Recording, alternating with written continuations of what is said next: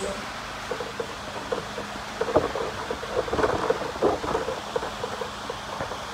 allons prendre le verset 3.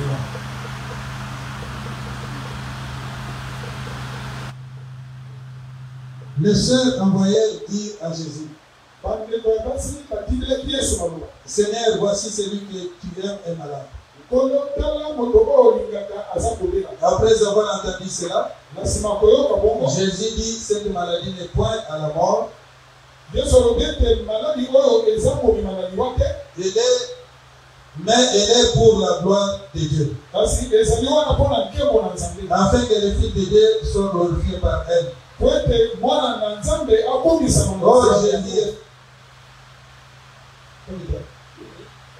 Jésus aimait Marthe et sa sœur et Lazare. Lors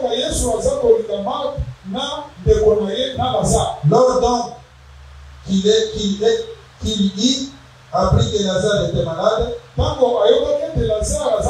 resta 2 jours encore dans le lieu où il était. Il dit ensuite aux disciples, retournons en Judée. Les disciples lui disent, Rabbi, les Juifs tout récemment cherchaient à te lapider.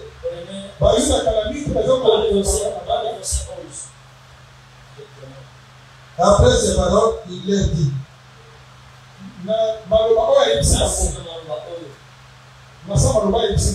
Lazare, notre ami dort, mais je vais le réveiller.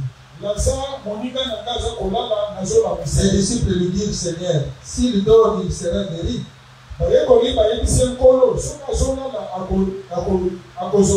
Jésus avait parlé de la mort, mais ils crurent qu'il parlait de l'assouplissement du sommeil. Alors Jésus leur dit, que Dieu bénisse la lecture des Écritures. Que Dieu bénisse la lecture des Écritures. Nous sommes en train de passer un moment très merveilleux. Parlant de l'enlèvement et l'épître de l'enlèvement. Je regrette que toi, tu n'étais pas pendant la semaine. Mais nous avançons toujours. Nous ne voulons pas que tu restes en ignorance dans l'enseignement de l'enlèvement des science-fiction que prêchent beaucoup de gens.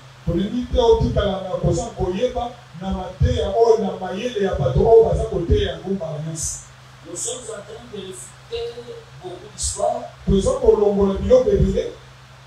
Même ceux qui se prêchent parmi les saints. Amen. Notre sujet c'était l'enlèvement.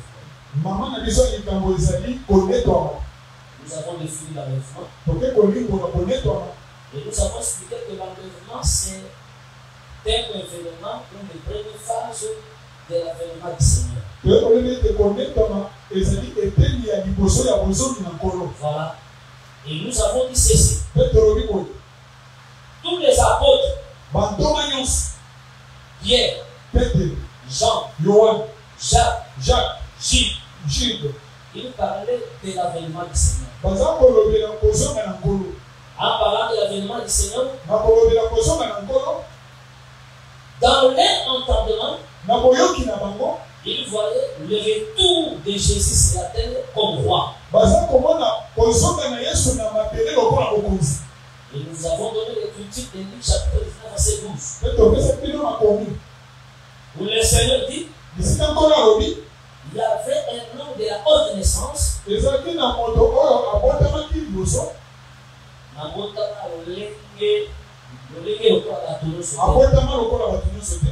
Il alla dans ces pays lointains pour s'investir d'une autorité royale. Et puis est venu prendre possession du règne. C'est-à-dire, le Seigneur est parti, mais il est parti pour s'investir d'une autorité royale. Et nous avons démontré comment le Seigneur est s'inventer cette autorité royale.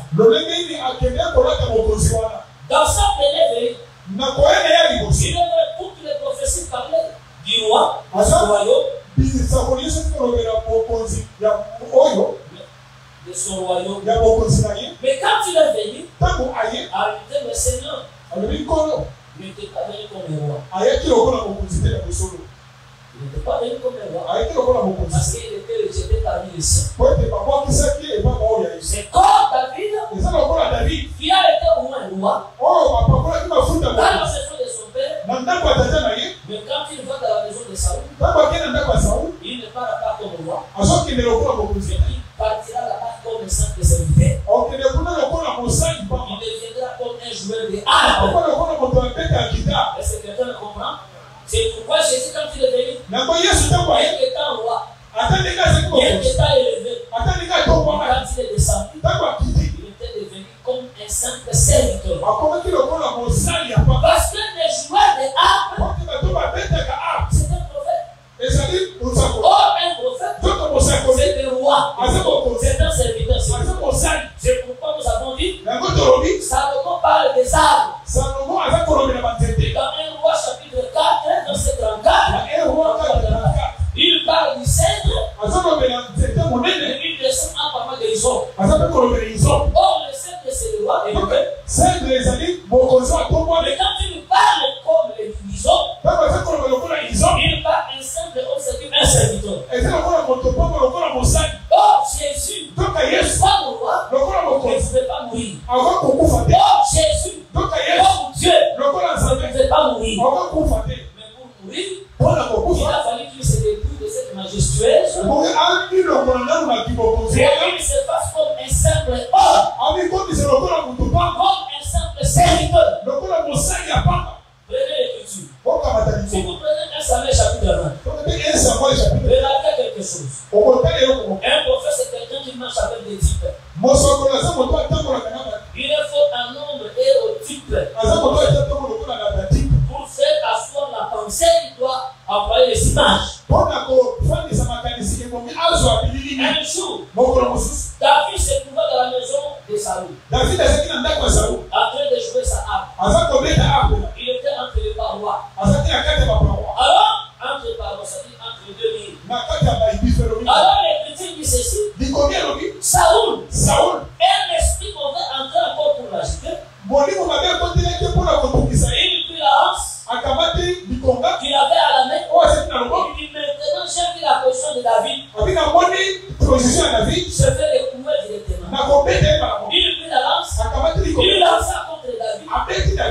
David s'échappa. Et la lance frappa le mur. Suivez-moi très bien. Et quand David s'est échappé, il va dans sa maison.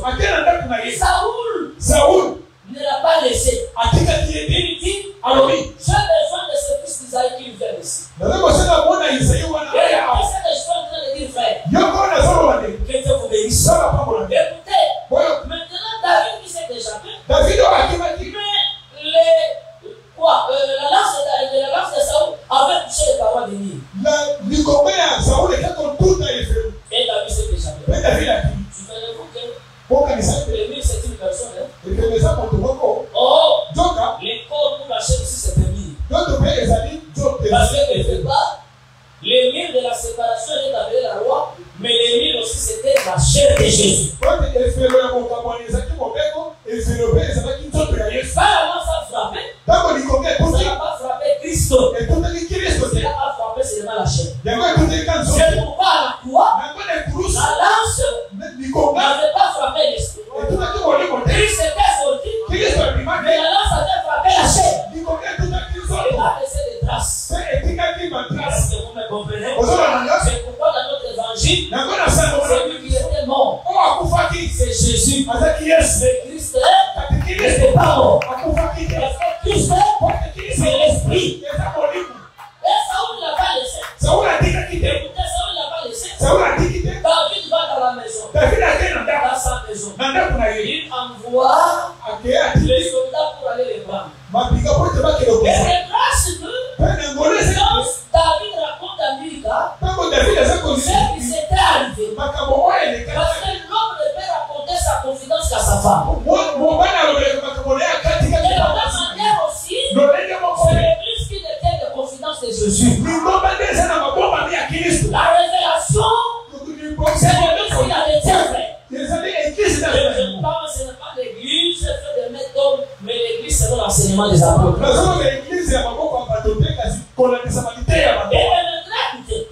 maintenant, David, il s'échappe par la fenêtre. Maintenant, il prend un téraphine. Il met sur les lits. Il prend maintenant les peaux de chèvre.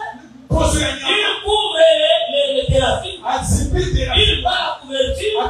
Il couvre les théraphines. Quand les soldats sont venus pour prendre David, il est malade. Il est au lit. Il est malade, il ne pourra pas aller. Mais quand quelqu'un est malade, c'est difficile à se déplacer. Il ne peut pas quitter son lit. Maintenant, celui qui était malade, sur le lit, c'était les théraphines. Et David était déjà sauvé. Et quand les soldats ont insisté, de Saoul, ils ont venu pour toucher. Prendre David sur son lit. Mais ce n'était pas David, mais c'était les théraphines. C'est pourquoi nous disons, sur la croix, ce que les gens ont touché, ce n'était pas David, c'était les théraphines. Parce que les militaires de David, ils étaient sortis déjà. Est-ce que quelqu'un m'entend? Que Dieu vous bénisse. Maintenant, nous expliquons ceci. Oh, notre Seigneur a donné concernant sa seconde venue. Et tous les apôtres ont donné cette seconde venue. Dans le temps de Juifs, ils n'avaient pas d'abord la notion de l'enlèvement. Ils avaient la notion de la résurrection des morts. C'est pourquoi, dans Actes chapitre 24, au verset 15, l'apôtre Paul, quand il défendait cela devant Agrippa et devant les Juifs, il dit, je suis en train de défendre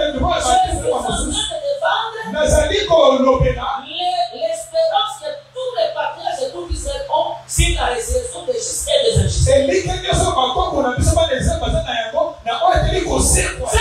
avaient l'espérance de la résurrection. On commença d'abord par Abraham lui-même, Isaac, Jacob, et tout. Ils avaient cette espérance de la résurrection. Je vous démontre comment ils avaient cette espérance. C'est pas seulement Abraham. Abraham va offrir Isaac. Il va avec Isaac. Il dit à Sarah, je vais avec l'enfant et je reviendrai. Oh, il savait que Dieu avait demandé. Et Isaac sera offert en sacrifice. Mais quand on offre un fils en sacrifice, c'est qu'il meurt. Alors quand Abraham prend Isaac, il l'amène sur la montagne. Il le met sur l'autel. Et puis il prend les couteaux. Il voulait égorger. L'ange dit, ne mets pas. Ne mets pas l'épée sur l'enfant. Je vois vraiment que tu as la foi en moi. C'est pourquoi nous disons la foi des prophètes et des patriarches ne pouvaient pas atteindre leur perfection. Dans cette foi-là, on ne pas prouver les sacrifices du fils unique. Parce que quelqu'un qui s'était dans l'ombre, une fois aussi était l'ombre. Pourquoi il va encore sous les sang des boules, des taureaux et consorts? Parce qu'aucune personne n'était offert en sacrifice. Est-ce que vous ne croyez pas ça? On a sacrifié, non? C'est pourquoi vous voyez que les 3 autels d'Abraham, il a sacrifié des animaux. Mais à la 4e autel, au 4e autel, Isaac a offert et donc Abraham a offert un homme. Pour démontrer que les 3 autres autels, c'est ça les femmes de la loi, les prophètes et les bisons. Et le 4e autel,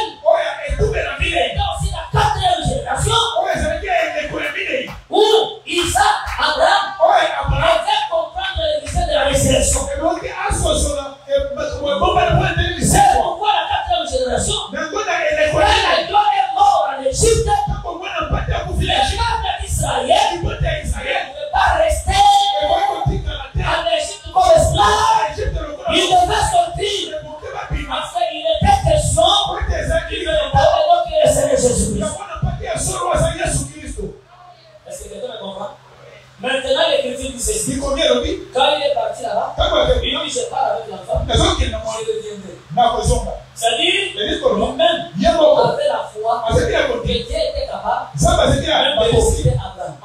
C'est ce qui a dit ça le frère Paul. Le frère Paul dit dans l'hébreu ceci. Abraham alla pour offrir Isaac. Il savait que donc Dieu est capable de ressusciter même Isaac. Et Abraham les faisait partie d'une sorte de résurrection. D'abord, ici, la salle d'ailleurs, on a marqué dans moi, dans quel pourquoi me rappelle de nous qui Dieu vous bénisse. C'est pourquoi, frère, je vous dis qu'il faut avoir l'espérance en toutes choses. Même les choses ne marchent pas dans ta vie, il faut avoir l'espérance. Oh, frère, que Dieu vous bénisse. C'est pourquoi, et aussi, ils avaient cette espérance. Job aussi, comme un prophète. Il avait cette espérance de la résurrection. Il a dit, même si ma chair est détruite, mais je sais que Dieu est dans terre et vivant. Je le verrai. Et il me sera favorable. C'est-à-dire que Job aussi avait l'espérance. Que Dieu vous bénisse. Que Dieu vous bénisse. Parce que Job n'est pas seulement le type de Christ. Il n'est pas seulement le type de Christ. Job aussi est le type d'Israël. Job aussi est le type de l'humanité à Adam. C'est Job prend plusieurs images. C'est pourquoi nous disons que l'évangile éternel, c'est l'évangile de la richesse de Dieu parce qu'il y a les multicolores. Maintenant, je dis ceci. Il comprenait aussi le mystère de la résurrection. C'est pourquoi parmi les 6 éléments doctrinaux, dans Hébreux chapitre 6, on parle de la foi en Dieu, on parle des renoncements aux œuvres bonnes, on parle des doctrines des baptêmes, on parle aussi de la résurrection des morts, on parle aussi du jugement des morts. Et vous connaissez la doctrine des causes de l'homme. Ça dit que la résurrection des morts, c'est toute une doctrine. Est-ce que vous comprenez? Que Dieu vous bénisse. La résurrection des morts, c'est toute une doctrine. Si on la prêche mal, vous écoutez les gens. C'est en fonction de cela que l'homme de frère Paul a livré Hyménée. Il a livré le filet parce qu'il prêchait déjà que la résurrection des morts a déjà eu lieu. Il savait la confusion. Pourquoi? Parce que comme ça dans la réalité, comme s'ils avaient raison. Parce que quand Jésus est mort à la croix, Matthieu chapitre 27, verset 52, au second cri, l'Écriture dit, le voile se déchira. Je ne sais pas si on devait expliquer ça. Le voile était déchiré, la terre avait tremblé, le rocher s'est tendu, celui de souffrir, et plusieurs corps des saints ressuscités. Mais par la résurrection de Jésus, tous ils entraient dans la ville sainte. Ils ont pris cela. Ils ont mis déjà la résurrection des morts déjà arrivés. Sans cela, c'était la préfiguration ou l'image de la première résurrection d'après Apocalypse chapitre 20, verset 4. Amen. Amen. Je voudrais que tu m'entendes. Aujourd'hui, je vais me focaliser sur le livre de la Bible. Et je vais continuer la semaine pour expliquer à un signal donné, à la voix de l'archange et au son de l'angelo. Pourquoi Dieu, avec Paul, il a donné ces trois choses. Et quand les gens prêchent, ils prêchent comme ça. Mon père, quand le père prend, il amène à la révélation. Le prophète, il va faire les stations. Il va expliquer que c'était le signal donné.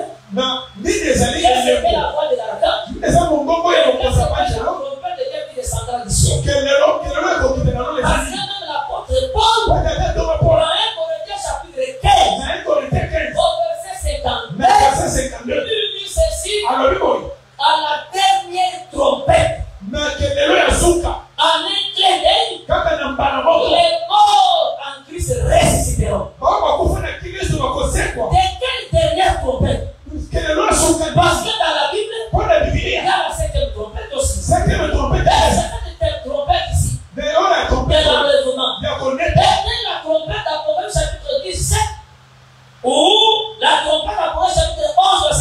Et ça, en plus, chapitre 11.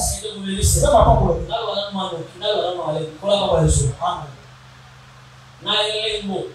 moko na mongongo ya mwanjelu mokonzi pe na koyebisama ya kelelo betape nyonso na feza respecter pour que résurrection de mosali esali que Dieu vous bénisse.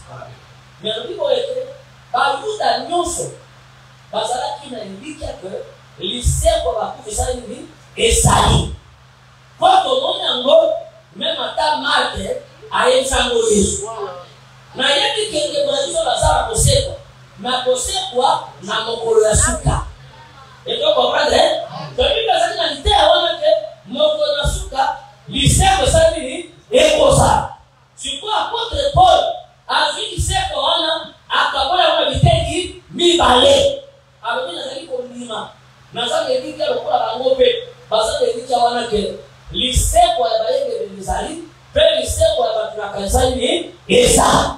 Yango te expliquer pour les deux espaces, il y a deux résurrections. Première résurrection, ils ont le début avec le millénaire. Et deuxième résurrection, après fin de la deuxième millénaire, quand Satan va voir qu'il a fait la moto, et que trône maintenant, ils allaient établir, il faut par contre l'osso, par pouvoir qui le cours à la génération, et donc il va s'être pour comparaître. Côté avant la révélation T. La pétition côté à la révélation T, parce que ce sont des événements prophétiques. Donc, ce que je dis que millénium et pour l'accomplissement prophétique, donc il m'appelle que les trône dans le jugement, c'est tout les événements. Mais maintenant, ça c'est symbolique. Ça veut dire quoi? Avant de tirer de quoi? Est-ce que ça commence là? Alors, pourquoi je suis là? Pourquoi? Donc, vous voyez que tous les apôtres, ils protestent cet avènement. Donc, les retours du Seigneur. D'ailleurs, dans Actes chapitre 1, verset 8, tous les 12 venus, tous les 6 qui étaient venus, parce que Judas n'était pas là. Tous ceux qui étaient venus, ils ont posé la question. Seigneur, tu pars. Il nous a dit que tu vas envoyer quand tu vas revenir. Et c'est c'est là que tu vas établir au Israël. Le Seigneur ce n'est pas vous à connaître. Recevez d'abord une puissance et le Saint-Esprit se viendra sur vous. Tous les Juifs, ils attendaient le retour pour l'avènement du Seigneur. Mais à cause de Paul, Dieu lui donne l'intelligence de voir qu'avant ces retours-là, il y a un événement qui va précéder ce retour. Et cet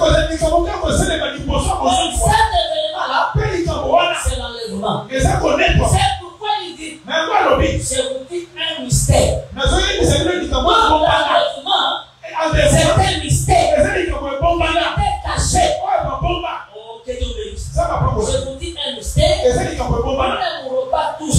Mais tous nous serons chargés. C'est là où j'ai dit ceci. Il dit, nous les vivants, restons pour l'avènement du Seigneur. Nous les vivants restons pour l'avènement du Seigneur. Il a pour ça de la parole du Seigneur qui disait, il y a d'autres qui sont au milieu de vous. Ils ne mourront pas. Ils verront le Fils de l'homme venir dans sa gloire. C'est là où l'apôtre Paul a tiré. Nous les vivants restons pour l'avènement du Seigneur. Et quand il va plus loin, il démontre que avant que le Seigneur ne vienne, nous les saints de l'Église, ils vont très bien. C'est la promesse de l'enlèvement. C'est le moment pour Israël. Le moment de l'enlèvement, c'est pour l'Église. C'est pourquoi dans chaque 14, au premier verset, jusqu'au verset 3, il a dit, je m'en vais vous préparer une place. Et je reviendrai pour vous prendre. Il viendra nous prendre. Il ne descendra pas sur la terre. Le Seigneur sera dans les airs. Amen. Le Seigneur sera dans les airs. Nous sommes heureux que toi, que nous C'est pourquoi nous avons démontré que c'est Dieu qui donne l'ordre à l'aigle de s'élever. Et dans l'aigle de s'élever, cet ordre-là, c'est le son de la trompette. Suivez-moi très bien. Que Dieu vous bénisse. Oh, j'ai dit aussi, c'est la réalité. Lorsque nous irons, l'Église prendra la forme de Christ. Lorsqu'il était aussi lui-même, il était monté en haut. C'est pourquoi il faut faire très attention. Je reviendrai là-bas. Là où sera le corps, sans s'enterrer les aigles. Je vous ai dit, l'Église ne prendra pas la forme des aigles. L'homme avec moi, l'Église aura la ressemblance d'une colombe. J'avais donné l'écriture dans les années 60, verset 8. Qui est celle qui vole? Relis encore cette écriture. Oh, dans la cantine des cantines, on parle de l'épouse. Et Salomon, non pas comme un aigle, mais comme une colombe. Donc l'Église, c'est la colombe de Dieu. L'Église, c'est la colombe de Christ. Tel qu'il est, tel aussi nous sommes. Parce que la colombe, c'est le corps spirituel. C'est pourquoi ces jours-là, au Jourdain, l'Esprit était descendu sous la forme de la colombe. C'est cette forme-là que nous prendrons lors de l'enlèvement. En quelque sorte, cette colombe ne sera pas noire. Mais cette colombe sera blanche comme la lumière, comme la neige. Pour parler maintenant de la pureté de l'Église, qui atteindra déjà la perfection. Oui, lis un peu ça. Ésaïe 68. Qui sont ceux-là qui volent comme des nuées, comme des colombes vers les colombiers?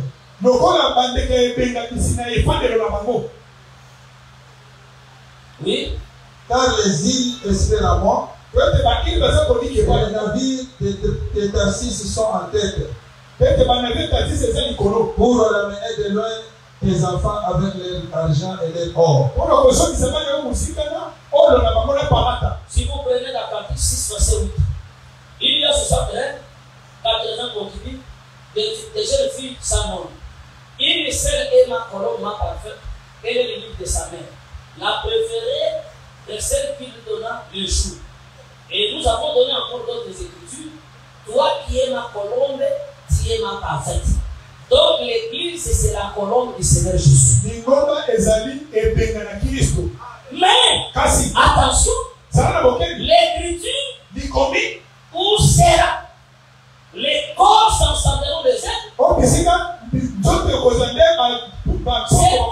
écriture prophétique pour le peuple d'Israël.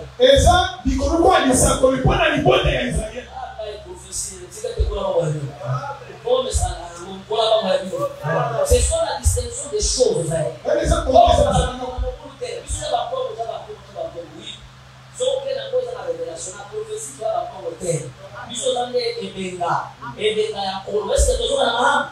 Parce que quand Israël a pris l'Égypte, les choses étaient dans le verset 4.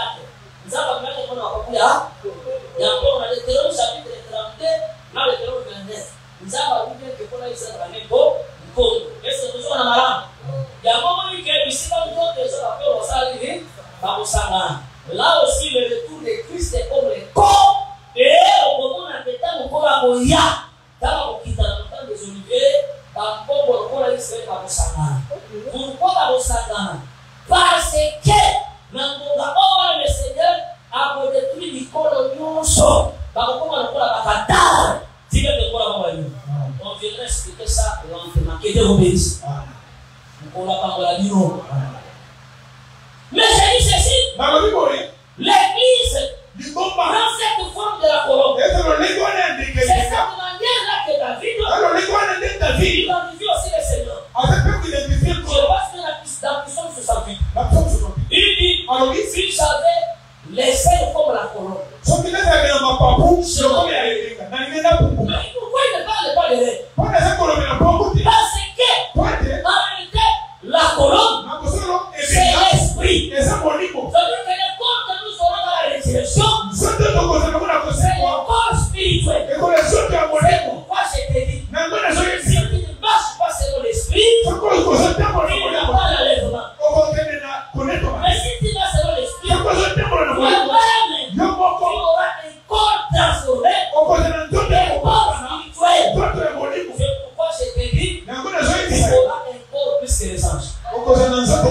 qui évangile.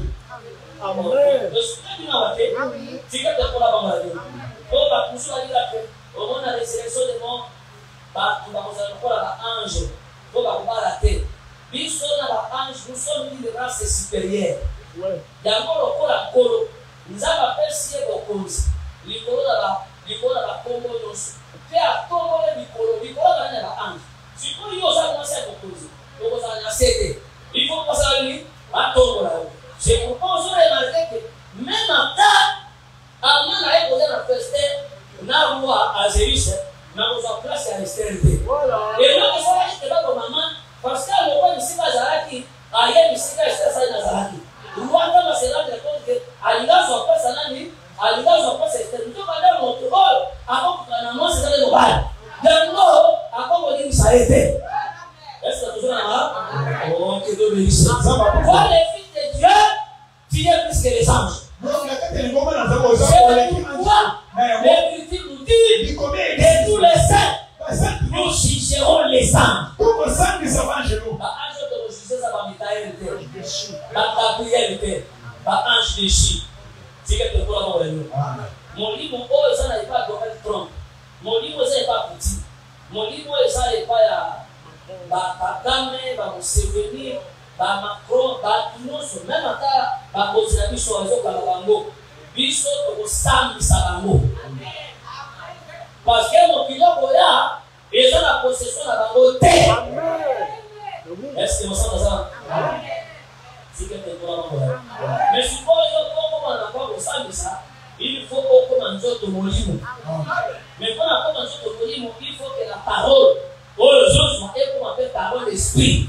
Et on a la parole d'esprit, la parole d'esprit et vie. Donc on a la parole de la terre. Il faut qu'il y ait la parole et comme un vie n'a eu. Voilà, donc on va faire le temps. Donc ça nous a dit mon sang, na bila bilo kena usala scandale soki na moni la soki na moni bula moko na hôtel avec muto monyo c'est un païen akufu na nyongwa batu afuta te akufu azoni kutangashima l'église apesa te sikete kwa mabele il faut éviter les erreurs. Notre démarche doit être une démarche de pureté. Yango makambo mike ebo longola biso liboso apesa koloto boya yango. Est-ce que vous avez j'ai beaucoup parlé du nom de la semaine. C'est pourquoi je suis en train de lire ceci. Dès que l'enlèvement ne se fera pas permettre, je le prendrai là-bas. Vous voyez attention à quelle sanctification. Oh, ça dit dans nous, à venir à couper à quel. Oh, ça dit dans nous, à la vie d'aller pour à quel. Wandoki do sana. Ok, là on boloka. Suppose que maintenant donc on dit dans d'autres pays, on dit qu'ils sont dans le droit même. Si que te pourra pas le voilà ça manqué à Satan. Et ça la sanctification. L'apôtre Paul a fait reconnaître que bah on va confier dans nous, hein? Ceux qui sont morts en Christ. Donc bah au secret liboso biso toya komoi tokodevanse bango te mpe ntango bango bakosekwa biso totikali kosala nini tokopongwana elongo na bango kosala nini tokende mpe mela aza te oyo okenda ndenge na yo oyo eglise ya université batezetro batezetezozo bakei ata kotelise biso bosisi nyonso bokozela biso ba ti basango ipene mpe bakoma na perversion. Parce qu'il faut ajouter à ta bachita la vie d'Imoso, n'a pas traversé. Il faut pas se la paix dans la tika. Soit comme si Kawana, ne va comme la sacrificateur de la tima, n'a pas comme la soupe de moyen de l'air, bango ça pas ici. Est-ce que nous sommes dans un dans notre qualité à l'état des arrêtés. Mais ça va passer à la politique d'attaque convenable. A dit que tout le temps la marche des années, c'est toujours la malade. Pour la fois, et ça va ça marche. Ototawa loki na ko matena montana Jacob akolobake tozola bibole ezobesa ezapela bana mike ya otawa kana papa brevi tiki na okoma na tante ya Isaac parce que destination ba on balé ndio ba kuna tante ya Isaac pourtant Isaac akufi Esaú et plutôt Esaú na Jacob ba monde ba n'a pas beaucoup d'attente. Est-ce que tu peux comprendre, hein? Pour te montrer que Bishop est dans la colo parce que la véritable femme d'Isaac, c'est le Seigneur. Oh, quelqu'un me dit ça. Pour Isaac, il y a quelqu'un qui a habité la tente de Sarah. Il y a Sarah. Oh, la tente de Sarah, c'est la Jérusalem, hein? Céleste. La cité céleste. Est-ce que toujours la malade? Nicolas Pabayo. Maintenant, pourquoi, comme cette promesse est donnée à l'église, pourquoi devons-nous maintenant quitter la terre pour aller? Qu'est-ce qui motive les Seigneurs pour que nous puissions partir? Il veut nous laisser aussi sur la terre. Mais il revient. Il peut aussi nous restaurer. Mais pourquoi cet avantage pour nous? Il y a cette vie. La liste peut être exhaustive. Mais j'ai pris seulement cette. Vivement très bien. C'est pourquoi je vous avais dit que avant de quitter la terre, vous allez là-bas. Il faut recevoir d'abord un bon témoin sur la terre. Mon coordinateur a fait un témoignage sur la terre. Mais quand vous avez d'abord mon égout, vous n'avez pas de papa qui m'a dit que ça va s'en aller. Il n'y a pas de papa qui vous a fait la vie à sa tribulation. Amen. Le bateau, tout ça, c'est là, ma bunga peut s'aller. Moi, je vais faire un bateau matin. Sauf que moi, je vais vous aller. Les bunga, aux gens, les sites, au Seigneur, on a été dans le centre d'affaires. Ça va aller à Molo. Est-ce que tu comprends? Mais les personnes n'ont pas ça. Ils ont pensé là que vous avez modèle. Bon, à votre école, Azali pas dans faiblesse. Mais quand vous avez dit que imitez-moi comme j'ai imité, Azali n'a faiblesse. Azali n'a faiblesse. À votre école, parce que son nom a cassé dans la masse. Si on prend la cabane, la masse est à suite pour se nailler, ne connaît donc le bon à ce cas qu'on connaît. À quel silas. Mais, à quel jamais. Si Paul Poto Salini, a juste silas la salle d'Aken. Amen.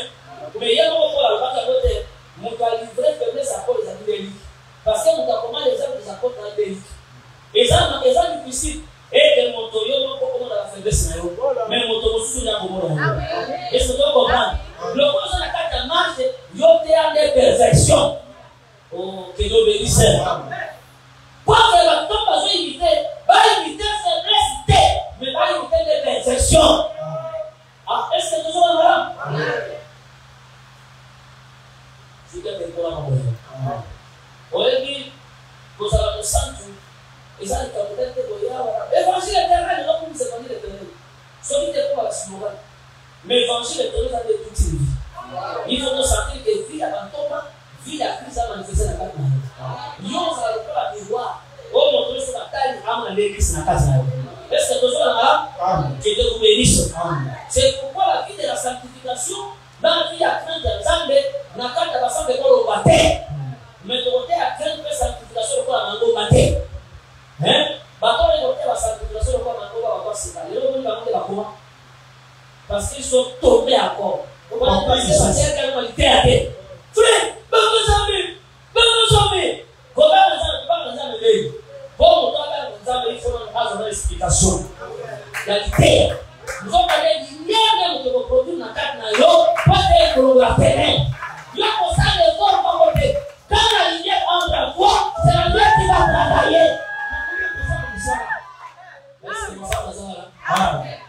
Amen.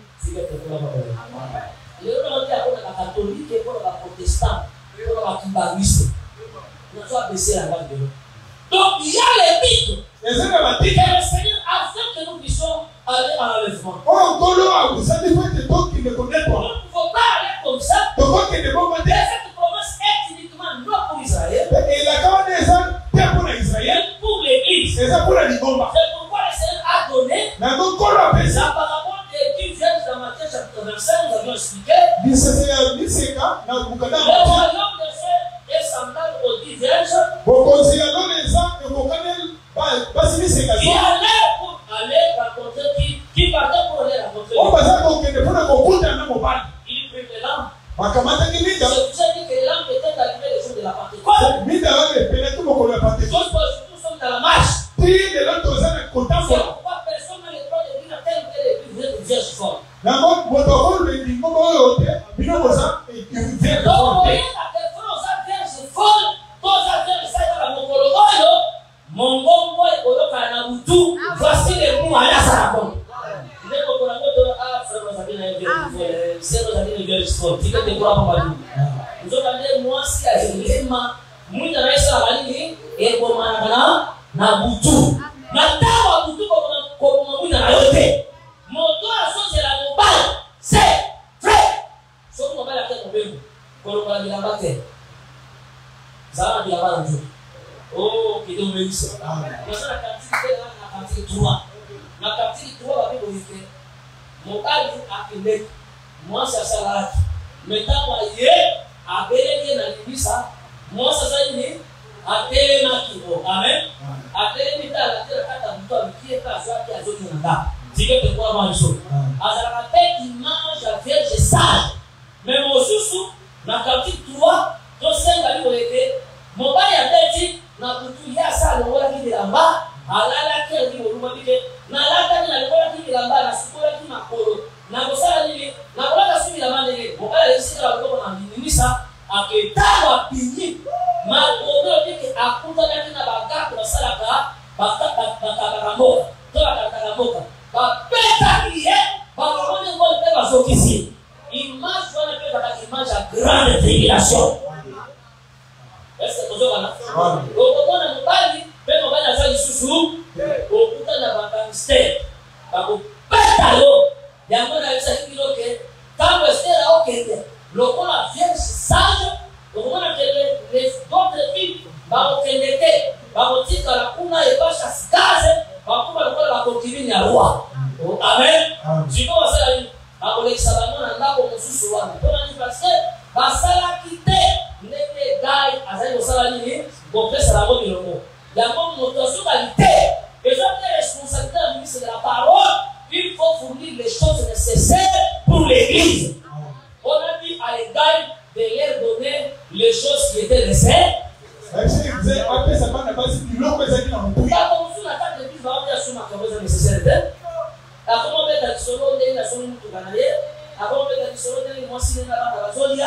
Avant de faire solo, il y a que nous sommes là, voilà, tu as un mot. Sauf que ça, là, que nous sommes là, tout le monde. D'ailleurs, on la publicité. Grâce à l'ensemble de la carte, on a un coup de ça fait. Oh, que d'autres lisent. Oh, la bonne réponse, nous faisons ensemble. À comment tu millionnaire, non, il y a autant de la bière. Si vous avez beaucoup de millionnaires, c'est comme un solo. Donc, les choses nécessaires au salut. Est-ce que nous sommes ça? Est-ce que nous avons fait ça? Nous avons fait ça pour encourager que nous sommes que nous avons saraka. Donc, notre Dieu dit à Sarah. Que Dieu vous bénisse. Maintenant, j'ai dit quoi? Les gars de la Simaya, c'est à dire que les gars de la Simaya, mais ils n'étaient pas enrôlés comme des concubines. Ils étaient enrôlés comme des vierges. Et celui qui va faire le roi, c'est celle qui les aidera, l'épouse est pour moi. De la même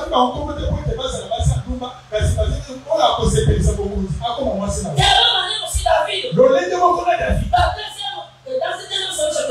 ce deuxième chapitre, il sortit. Quand Saül s'approcha, quand il sortait, il sortait avec ses femmes officielles. Les femmes qu'il avait vraiment dotées. Et il est sorti. Il part. Il est parti. Mais il a laissé les concubines dans la ville pour garder la maison. Ça veut dire les concubines ne vont pas pouvoir aller. Ils doivent rester. Et les concubines, quand ils sont restés, Absalom, quand il a pris le toit, il est venu profaner les concubines de son père. Il est venu profaner ces concubines-là. Lorsque David est revenu, après avoir détruit Absalom, ils avaient récupéré ces femmes-là. Azaki Baswan, Aboyaki Bamote, Tika de Kouamacho. Et ça, il mange à faire le sport. Mais aussi, il faut le la basse n'a été.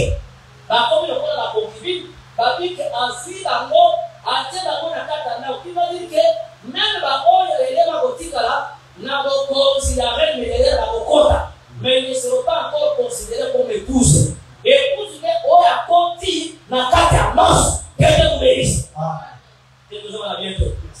Maintenant, sur l'article ma communauté, ils sont restés étant dans l'état de veuvage, mais dans vie d'abord que les autres qui à la côté. C'est là où je prêche, ils étaient les veuves d'un vivant. Donc, nous avons demandé, Basio Azana a couvert mon père, mon père a monté a couvert donc le veuve d'un vivant. Une fille, mais il ne veut pas les fréquenter encore comme épouse. Que Dieu vous bénisse. Donc maintenant, je sais que Dieu vous bénisse. Maintenant, ici, je suis en train de dire, le Seigneur a donné. Maintenant,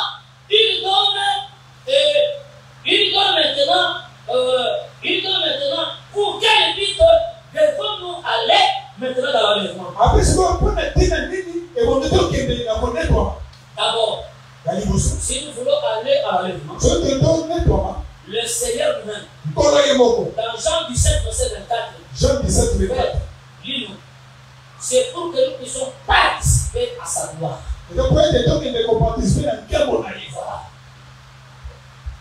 On a Isaïe 42, verset 8. Nous avons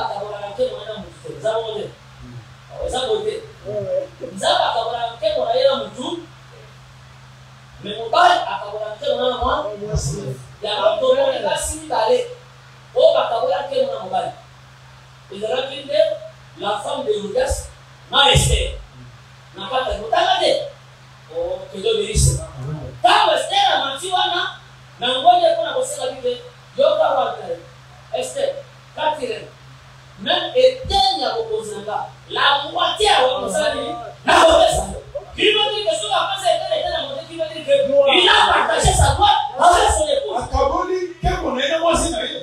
Oh, que Dieu bénisse. Est-ce que ça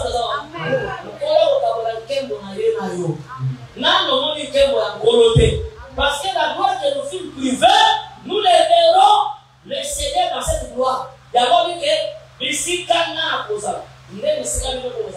fait, comme on a quel moment là. Est-ce que vous avez là? On a quel moment là et ça côté aux athées. La fille de Pharaon ne pouvait pas voir la gloire de Salomon quand il était en Égypte. Pour voir la gloire de Salomon, il fallait quitter l'Égypte et venir à Jérusalem. De la même manière aussi, la femme, c'est-à-dire que la reine de Séba, ne pouvait pas voir la gloire de Salomon quand il avait entendu. Mais quand il a entendu, il a fallu qu'il quitte là-bas et qu'il vienne à Jérusalem. Il verra la gloire de Salomon. Acclame très fort le Lord.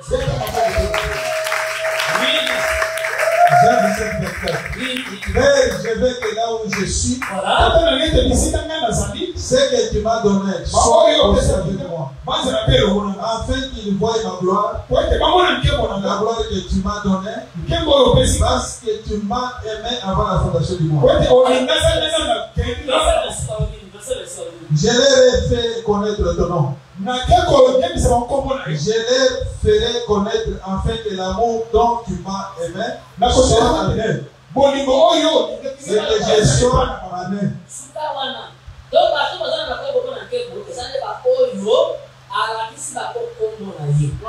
Oh! Apocalypse chapitre 19 verset 13 dit que ce nom c'est là-bas. Est-ce que maman comment battre la Nzambe te?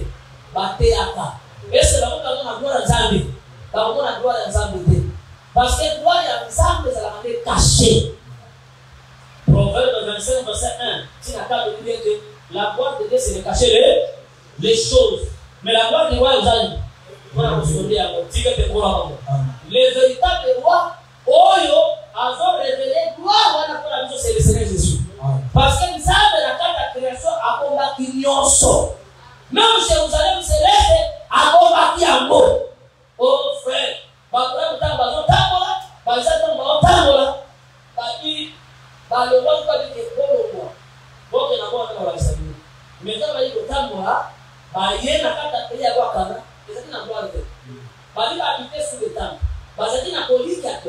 Nzambe akomeli bango mboka moko ye moko azali architecte pe constructeur. C'est-à-dire que c'est dans cette ville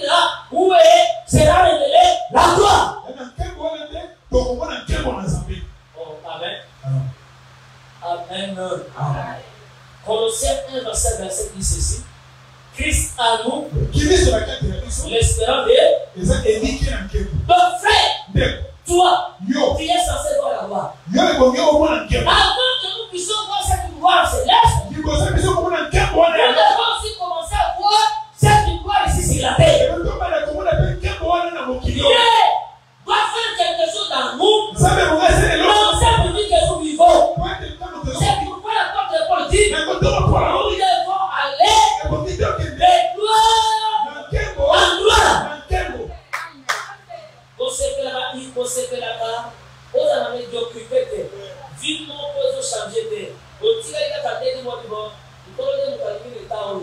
Le Seigneur a appris à changer vie à mon Dieu.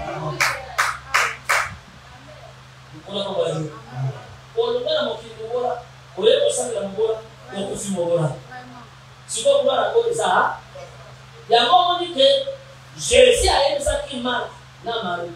Si tu crois, tu verras la gloire de Dieu. La gloire, c'était la résurrection de la. La Bible dit que Lazare a servi et ça fait quel bon ça. Est-ce que toujours là? Maintenant, ça nous montre quoi avec pour faire que c'est qu'on a comme est-ce que ça te va? Si tu es pour la gloire. Bah, comme si pas dit bah, dit camarade. Yo, suppose, aujourd'hui, camarade, il y a un frère. Dans l'évangile, il y a la richesse de Dieu. Mais tout de Dieu, c'est dans l'évangile. Sauf quoi? Dans bien aimé, au moins, dans Jean 14, verset 13, les habités. Mais maintenant, en dehors de cette gloire,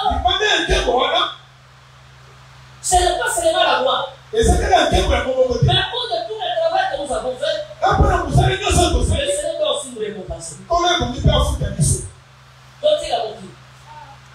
Donc, il y a nous avons une jeune femme. Avec la difficulté à dépasser. Maintenant, on était à la maison. On a dit à mon qu'il y a un problème. Mon qu'il y a quelques moyens. Alors, on a mis ce que dans la boîte. La boîte est ce que déjà. Moi, Zaki, c'était une amie à ma cousine. Maintenant, on a la cousine. Elle a basso, moi, il y a un passé, le corps, ça, ça va, il y a la gloire. Là, on me met les paroles. Il y a une difficulté. Mais il faut se détacher de la vie à mon kid. À vie, mon kid, ça n'a plaisir, moi, on s'en va la. Oh, amen. Donc, partout où il y a mon kid, partout où il y a plaisir. Mais écoutez, au niveau de Hébreu chapitre 11, dit que Moïse a voyagé. Il s'est connu surtout dans la carte d'Égypte. À moins qu'il y ait le richesse à l'Égypte, et ça n'a pas mais il n'a pas propre à qui. Il faut aller dans la semaine, quel que soit lui, et ça. D'abord, la chose, ça nous sert. On a quatre à nos kilos, ça va beaucoup avant de faire dans les appels. La chose vérité. Oh non, mon ilaï, il faut la vivre, on a pas chez le film, il faut la vivre dans nous. Il faut la vivre, la chose, elle est venue, ma carotte, la semaine de sabbat. Donc, parce que le voit, le fait de temps, vivre dans la semaine, la voix aux autres, ça fait au bout de l'école. Il voit, il va avoir un métier, on a un rôle. Il voit, écoute, on a passé, il y a un dans la patane. Même attention, on sait, nous allons le voir parce que je savais. Oh, que Dieu bénisse. Monsieur, nous avons voté, moi, le défunt prophète qui a là, et je perds toujours. Il va vous le voir, mais pardonnez-nous, il n'a pas ça là. Oh, amen. Mais les lots, il voit les lots, moi, si nous avons voté, bana baza wapi na kamba les fichiers avec la bana les endémiques avec la moisson les endémiques tant il voit les services que Dieu bénisse. C'est pourquoi frère tant que son mari pour ça la crédité comment on entend oh que Dieu bénisse on doit faire ça mon gars na odimana il faut là il voit odimana il faut là c'est comme akamna lokutawa tu manga wewe wewe wewe na za mulumba lokola ngai na za mwa olendo tu consulter kayo. Même quand on s'est en bois, on a qu'à passer. Il y a le caillou et il fait moi la route. Est-ce que ça va? Pour écouter du bien, dans l'île du roi, on a combat, délivrance dans la terre. Soit qu'ils ont décidé, même quand on s'en est, Seigneur, mon livre, si Dieu a décidé, on va gagner. On va gagner faire. Amen. Poliwa ya nzambe ezali. Ya nzambe ezali. Liwa ya Satan ezala nini? Ezali. Satan asoka likoni liwa. Soki nzambe apermettre eteni matala munition bakolonga yo. Mais soki nzambe yemo batrace ke lelo ozokende. Même atali ezali na 7 jours. Na yebi soki ekosimba te. Ami mon serviteur edoki wana kini. Est-ce que nous sommes là? C'est comme on dit, on va dire que Lazare a occupé. Mais Lazare a occupé. Mais dans le cas de l'autre, à l'âge, nous sommes là, nous avons la mission. Dans le cas nous sommes là pour les frères. Si vous avez le volant là, après 14 7 ans de vie, et c'est un mot, n'a pas de ma coupe dans l'occupité, mais c'est un mot, n'a pas de coupe dans le Seigneur. Parce que le matin, signale. Ata, la voix de la table, n'a soya complète. Si tu étais mort dans les péchés, au bout de la mort, t'es. D'abord, la lettre dit que, pour faire la mission, ma collègue pour la yo, mérito pour la seule chose qui est restée pour Lazare, c'était l'oreille. Et donc, vous pouvez continuer pour la mérito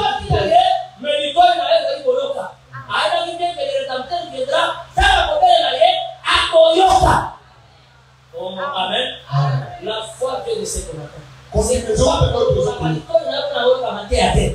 Nous avons dit que nous avons eu congé, nous avons tenté dans un empêchement. Empêchement, nous avons toujours progressé. Les gens ont la loi là, ils ont des terres, ils ont des terres, il y a qui m'a qui m'a. Nous avons défendre. Nous avons dit nous avons si nous défendons aucun ne va tous nous là, on a dit que nous défendons. Baya zote kuonana na kwa wewe hata kukumbate. Oh, kidogo hizi. Est-ce que nous sommes sawa? Pour lui ambepia makamuli tozola finalité nango batoyo bayeko la matea oyo. Bazofe matea o suka nango le Seigneur a révélé la nature de Fils de Dieu. Kidogo hizi. Amen. Deuxième Corinthiens chapitre 5 verset 10. 2 Corinthiens chapitre 5 verset 10. Donc c'est vrai qu'il doit. Deuxième Bible, c'est aussi la récompense. Tout ce que nous faisons sur la terre, il y aura une récompense. Deuxième Corinthiens, c'est verset 10. Le 5 verset 10. Car il nous faut tous comparaître devant les tribunaux de Christ. Afin de certains reçoivent selon le bien ou le mal qu'il aura fait étant dans son corps.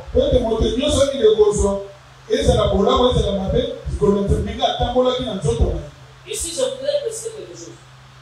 L'enlèvement, c'est une étape. Est-ce qu'on a fait bien définir ça? Là, je suis long. Première étape, c'est l'enlèvement. Nous allons disparaître. Nous allons quitter la terre. Nous allons avec le Seigneur sur les lieux. Mais quand nous finissons là-bas, quelle est l'étape? Il faut qu'on commence à nous récompenser. Parce qu'on a vu Esther, on l'a pris comme épouse. Mais après, avant que les rois puissent organiser les festins pour Esther, il a pris une couronne, il a mis sur la tête d'Esther. Quand le père portait la couronne, c'est une récompense d'un travail. Est-ce que vous entendez? Musala nous sommes passés à l'ifut qu'il faut les aller. Ton niveau là pas maté, dès qu'on dit là il faut des alliés. Amen. Oh, et toi ça on appelle ton l'ifut ah. Mais ça quand l'ifut nous sommes aux avoir la tête on appelle la couronne. Est-ce que toujours la fait? On ne sait pas les dieux. C'est que l'on pourra s'aimer. Il moissonnera. Il y a certaines choses ici sur la terre on ne va pas moissonner. Mais il y a certaines choses que nous allons moissonner lorsque nous serons avec Christ.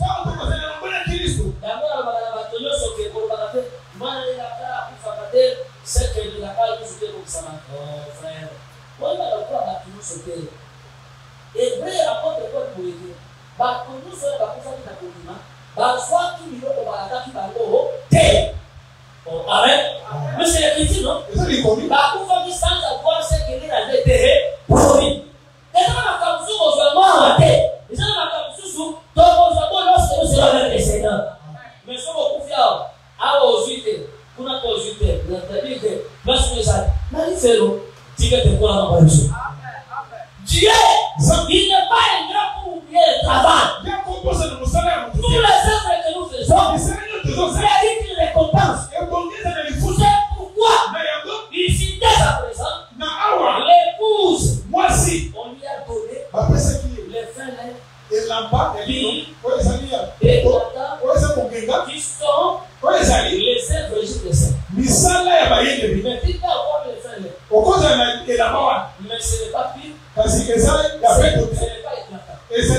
C'est pourquoi, quand le Seigneur vient pour reprocher les cris de Bernard et Isaac, il dit, j'ai vu tes œuvres. Mais j'ai vu tes œuvres ne sont pas parfaites devant mon Dieu. Donc les œuvres c'est le vêtement. Je t'ai vu. Tu as un vêtement. Quelqu'un a porté. Mais ce vêtement-là n'est pas parfait. Que Dieu bénisse. Et ça, pourquoi? Parce que dans les conditions du vêtement, il faut que les vêtements soient purs et éclatants. Oh, les vêtements purs et éclatants.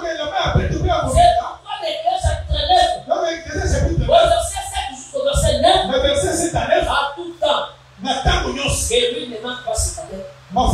Et que les vêtements soient toujours là. Lui, c'est le Saint-Esprit. Oh, que Dieu bénisse. Mais quand l'Esprit c'est toi, comme lui, ça doit continuer toujours à purifier tes œuvres. Chaque jour, quand tu écoutes la parole, il doit te purifier. Oh, amen. Amen. Vierge, on va représenter par un polo selon l'idée à Paul. Il faut dans la Vierge pire. Pourquoi dans la Vierge nous a pire? Oui. Ils ont un annonce à cause de la Ari Mobalite, mais Ari Makaboyo, les balles, tout le monde, si on va le faire. Et surtout que les parents, vous devez veiller dans les caméras de la téléphone avant la vie. Ça, je le dis et je le dis comme votre pasteur. Amen. Mais au pasteur, vous devez veiller. Vous devez téléphone. Donc, ça peut être que ça ignorant, toi, ça ignorant. Mais le téléphone, c'est l'information. Nous sommes alors, nous avons tout le monde à faire des cabines, ça déjà souillé. Même à table, les gens viennent, pire. Oh, amen. D'abord, que les gens ont une expérience, il y a un téléphone. Mais il y a un téléphone dans la science, c'est dans la réalité. Est-ce que c'est toujours la malade? D'abord, on parle dans le téléphone. On a tout à l'heure chérie, dans TikTok, on a tout à l'heure Facebook, on a tout à l'heure dans les réseaux sociaux. Ok, le baiser garde le reste des âmes. Il y a beaucoup de personnes, frère, étaient anciennement épouse du Seigneur, comme l'église. Nous devons être qui? Moi, j'ai écouté la missa là. Dans les gens qui sont au sable, il faut piloter ça. Dans les gens qui sont à côté, à piloter, il faut ça. Mais là, ton père de l'amour. Ce qui a dit que dans le problème de André, quand on est pasteur, c'est quoi? Pasteur, les pasteurs, il faut nous faire libre comme vous. N'a pas de bétail. N'a pas été, voilà ce qu'on met les autres. Nous allons nous donner votre amen. Now vous aimez. Now on est. Amen. Vous voyez que le terme avec piété. Il était ma piété. Parce qu'elle a commis un moment, mais il y a un salut. Vous savez, vous avez la personne à mon amour. Cela qui va faire bien, il faut faire. Comment nous monter? La valeur au fait de la téléphone, il faut me dire. Oh, monsieur Bassi m'a dit, maintenant, salut. Qu'est-ce que tu as fait? Ma thèse à la carte, deux fois des musiques. Et quand elle va la tête, et quand elle va la dîner. Parce que nous sommes, ton public à la salité. Nous ne serons pas sauvés comme les bassailles. Nous serons sauvés comme les fils. Tu veux te croire en moi. Nous croyons en moi. C'est-à-dire que Dieu nous réserve une récompense. Et il y a beaucoup de écritures. L'athlète n'est colonel de Sina Kobaki sur les. Oh, la forme des captifs dit ceci. Entends-moi. Entends-moi. Et nous courons. C'est-à-dire que l'épouse doit courir derrière son époux. C'est-à-dire que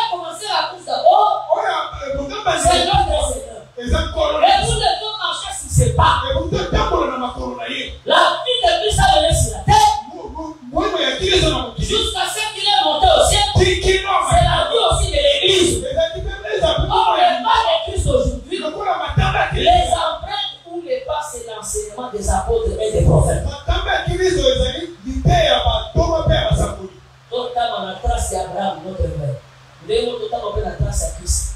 Pourtant, la trace à Christ, c'est de respecter Terre. Oh, Amen. Amen. Nous avons pour les amis, nous avons la récompense. Là, il y a un autre terme, nous avons la récompense. Nous avons la récompense, c'est le Seigneur avec Dieu. Il y a une récompense, voilà. Ah, on a bien la récompense, nous avons fait au santé, frère. Comment ça va, voilà? Vous savez, vous savez, là, il y a un bas. Vous savez, il y a un peut-être je ne sais pas aux autres c'est là. Mais on a dit que si on fait le coup encore, il y a une récompense qui t'attend. Est-ce que vous savez ça? C'est quelque chose à voir. Troisième but au Sukahara. Troisième but c'est que nous devons maintenant, le troisième but c'est pour que Dieu assure notre repos. Parce que sur la terre ici, on n'aura pas de repos. Même si nous disons frère, sur la terre, nous sommes déjà reposés en Christ. Mais nous chérissons. Tant pourtant pour cette temps, nous chérissons. Et quelquefois aussi, nous avons peur de la mort. Même à temps où tu avant la loi. Là, avant la loi, c'est ça, ça m'a dit. Bien, c'est ça, mais dans le temps où il voit ça, dans la loi, c'est ça, je vais faire ça. Amen. Et c'est quoi ça pour dire? C'est le fait ça pour dire mon projet, avant qu'il n'avait pas ça, il est parti d'abondance. C'est le gars qui m'a cassé. Donc, il est cette année pour les ceci. Hébreu chapitre 5. Bible dans les jours de Sachet, allez au Kanga, pour pousser la grande crise. Et avec des larmes à celui qui pouvait le sauver de la mort. De la mort. Ah, mais Dieu avait là. Dieu avait dit. Il va au Seigneur de côté. Donc, ce que vous avez dit, vous avez bâti à ma paix. N'a pas de visa maladie pour que ça de pouvoir. Oh, Amen. Oh, je vais te dire la main de la route. Il est de comment pour. Allez, on va tenter tout ça. Non, vous mettez à son gars. Frère. Au bas de la terre. Il faut ça, il va. Le Satan, dit que tu pourras pas me dire. Bien, ça m'a dit alors, dans la montagne, dans la Gethsemane, dans le jardin de Gethsemane. A dit que s'il est possible, et donc ça fait des souffrances. Quand on a un là, quand on commence à malade, on sentit que vous avez étouffé. Quand on sentit que passe la passe, vous savez. Le pasteur, on est là, on a un maille, on va à la droite. Si quelqu'un peut avoir un et Marie, Seigneur, Seigneur, apporte ma monocolo, il m'a plus de 50 fois dans mon colombo. Vous avez toi. Que Dieu vous bénisse. C'est pourquoi ici sur la terre, il n'y a pas de repos, frère. Nous sommes pèlerins voyageurs sur la terre. C'est pourquoi le Seigneur doit nous enlever. Et quand il nous enlève, c'est là que nous aurons un repos éternel. Nous serons avec le Seigneur. Ah, Paul, Pierre a dit, le Seigneur a dit rien. Mais le monde là, tu vois, tu vois, il m'a fait ça fou. Avec ce m'a fou, on a dit, il va aller à l'école. A dit, la mort m'est bien. Et à ce moment-là, il va le calculer. Mais quand nous avons campé ma bande là, parce qu'il s'agit de tout, il faut que tu la ça. Mais pour toi, à ce moment-là, même quand on va péter ma bande là, à ce moment-là, pour avoir la gloire du Seigneur, c'était Étienne. On va mettre ma bande là, mais lui, il voit les trous.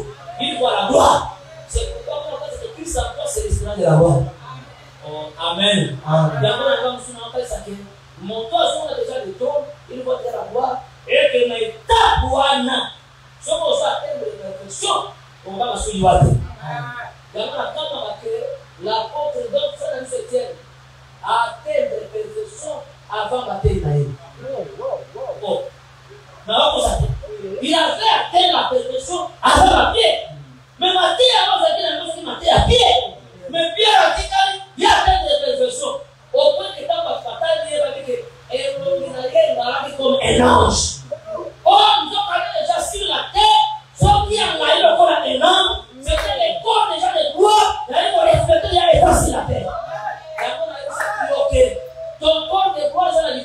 kati na yo. Mais le Seigneur aussi la quête à la visible de terre, mais alors quand tu écoutes la parole, quand vous avez la parole que nous perfectionnons pour que nous constater parfait d'agri, mon fils. Église soit dans la maturité, église est qualité.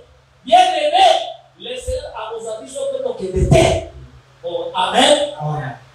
Il y a beaucoup de gens qui comment vous voyez que nous sommes là.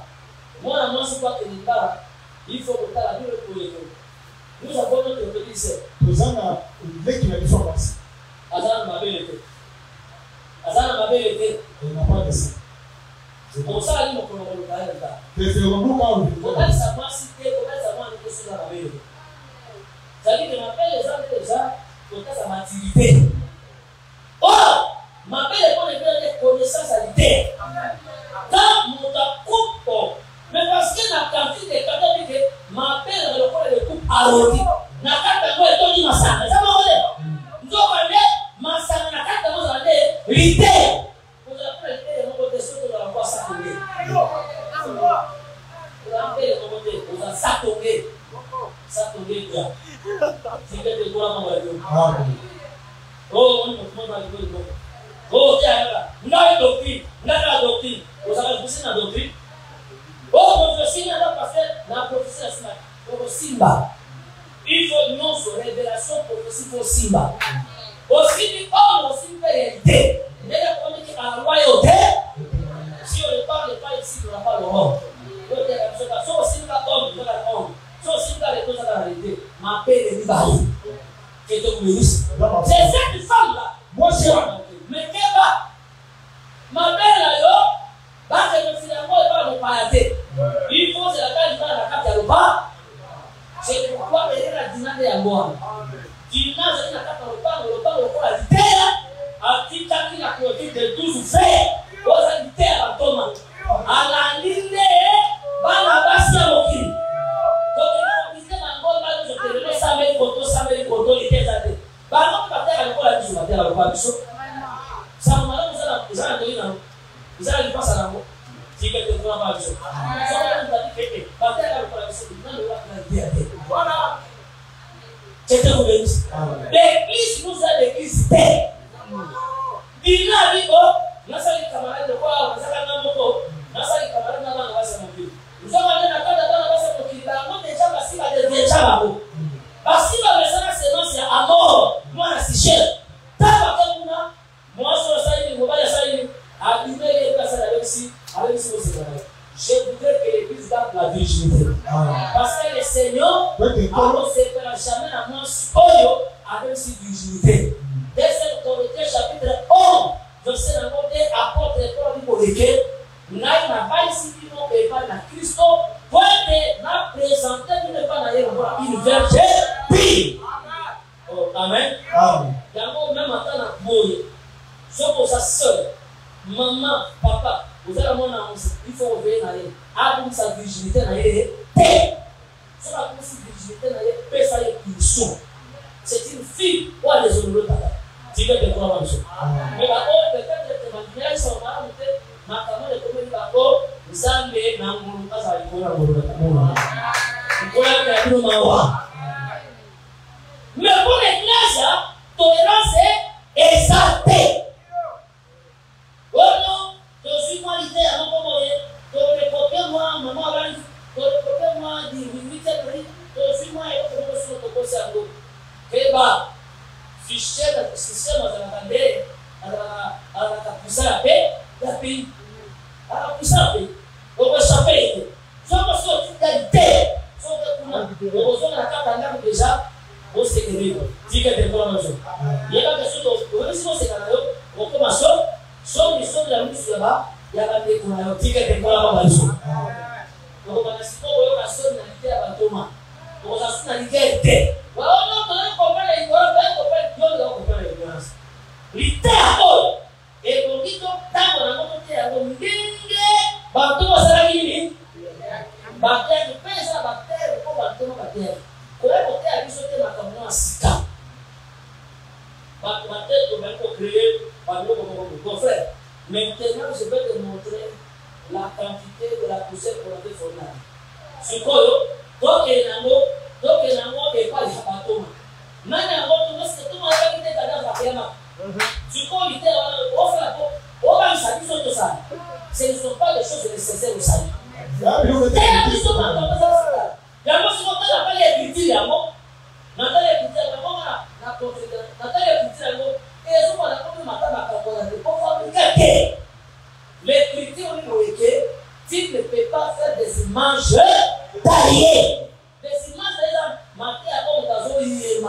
ndenge na ye moko. Tika te kwa mwana. Est-ce que tu signes? Donc, c'est une vidéo aujourd'hui, c'est pas la gloire, c'est le but. C'était pour la gloire. Deuxième but pour être récompensé. Troisième but, c'est pour que le Seigneur assure notre repos. Parce que sur la terre ici, nous n'avons pas le repos. Nous chérissons dans cet temps. Étant dans ces corps, nous demeurons loin du Seigneur. C'est pourquoi certaines choses qui nous arrivent, nous nous posons la question, est-ce que Dieu est là? Oui, il n'est pas là. Le Seigneur est avec nous. Le Seigneur n'est pas avec nous. Il est avec nous par la foi. Parce que sa parole crée toutes choses. Et c'est seulement l'espérance. Tout ce que nous prêchons, l'Éternel lui-même, il nous prendra pour nous amener dans les lieux très hauts. Pour ce matin,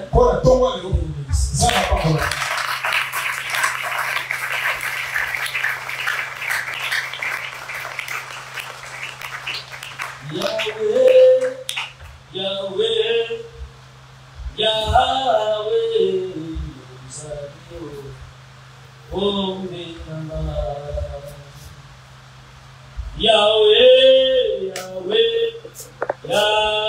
Yahweh,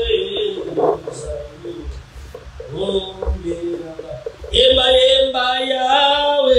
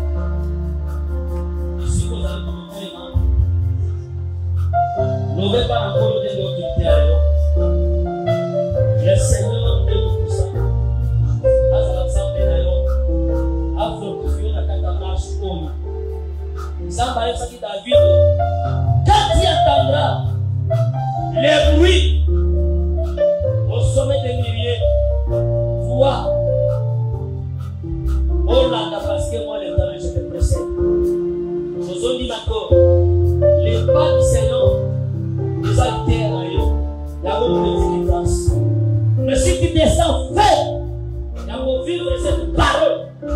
Et comme ça, dans mon couloir, on se raccorde. Israël. Oh, comme un père, oh, pimba likolo. Faut chanter, chanter dans la belée. Et retenir l'hôtel. N'obé pas la colo. Colo plus du sanga. Pesanga ma casse. Nalonga lisumu. Pesanga ma casse. Nalonga mokili. Pesanga ma casse. Nako kanatina. Bozwa bopepo na motema na ngai.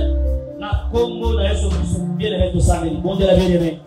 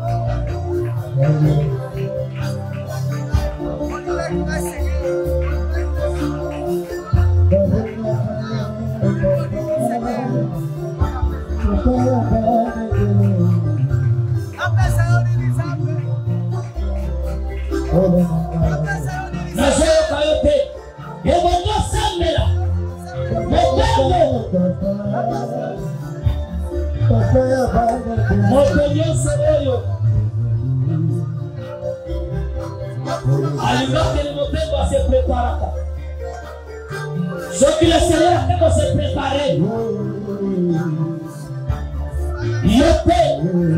Il faut se préparer. Dieu a préparé eux. Allez, Seigneur. Toi, le maillot. Avec te préparer. Formez la poussée de la terre, c'est une préparation.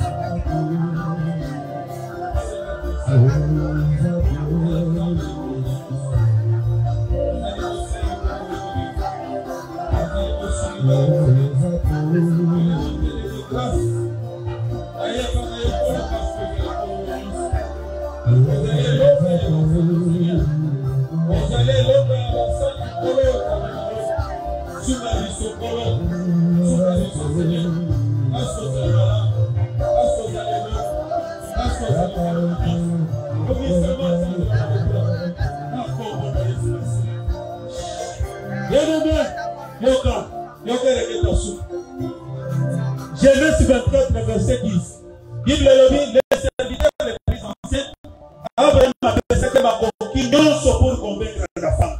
Le Saint-Esprit est là.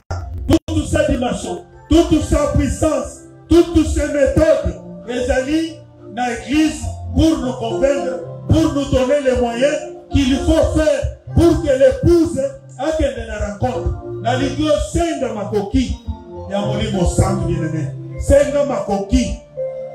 Parce que le baptême qui bien, 24, verset 10, Azaki na makoki nyonso pour convaincre la femme.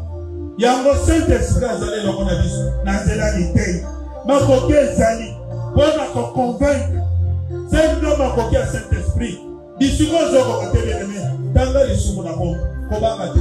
Lobana molimo na Nzambe apeso makoki. Weto yo kotika komo yo na ebisaki bino Genèse 38. Soki tamara ezaka na biloko biso tate balingaki batumba ye. Yango nde esungaki ye. Yango nde pesaki ye makoki ya koresiste mpona kotumba tosambeli na kombo na sinasi.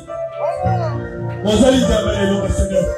Saint-Esprit kolo na eliki oyaki na motif oyaki na église Seigneur. C'était pour nous donner la vie. C'était pour nous éclairer. C'était pour nous donner la connaissance. Et à mon Seigneur, c'est le Jésus. Par la capacité, par la puissance du Saint-Esprit. On se rend Seigneur. N'aide pas résister. N'aide pas résister, Seigneur. On se rend. On se rend aux autres. On se rend aux autres. Seigneur Jésus-Christ. Quels que soient les moments et les circonstances, à travers les Dieu, à travers le Saint-Esprit, à travers l'autorité, à travers la puissance, c'était pour donner l'église la possibilité et les moyens de t'atteindre le Seigneur et de voir sa gloire avant les autres cinq, au Saint-Esprit, ma coquille, au Saint-Esprit, ma personnalité, au Saint-Esprit, pouvoir et autorité, au Saint-Esprit.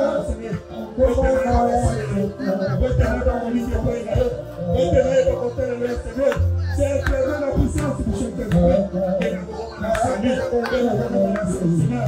Parce que nous avons la grâce, ta parole c'est une vie, ta parole c'est une vie, Seigneur. Que cette vie-là, Seigneur, est créée par la puissance du Saint-Esprit. Soumana Seigneur Jésus, à mon gloire, à mon cœur pour le Seigneur, à travers le Saint-Esprit, à travers sa puissance et forte notre Seigneur. Nicolas Nzoto,